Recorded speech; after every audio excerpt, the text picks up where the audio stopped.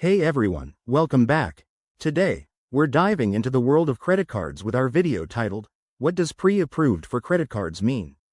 2025. If you've ever gotten one of those shiny letters in the mail promising a pre-approved credit card, you might be wondering what it really means and if it's too good to be true.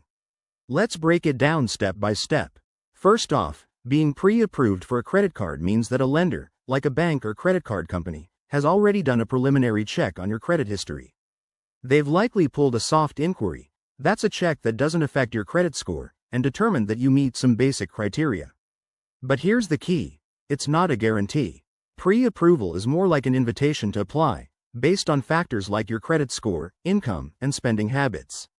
Why do companies send these offers?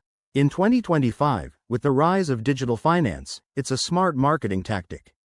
They want to attract customers who are likely to qualify, potentially offering perks like lower interest rates or rewards programs. The benefits are clear. It can make the application process faster and less stressful since you're already on the radar. Plus, if you're building credit, this could be a great opportunity. However, there are risks to watch out for. Not every pre-approved offer leads to approval. A full application might involve a hard inquiry, which can temporarily ding your credit score. Also, these cards might come with high fees or less favorable terms than advertised. In 2025, keep an eye on new regulations around data privacy and AI-driven approvals, which could make these offers more personalized but also more targeted.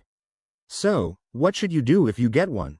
Always read the fine print, check your current credit report for free on sites like annualcreditreport.com, and only apply if it fits your financial goals.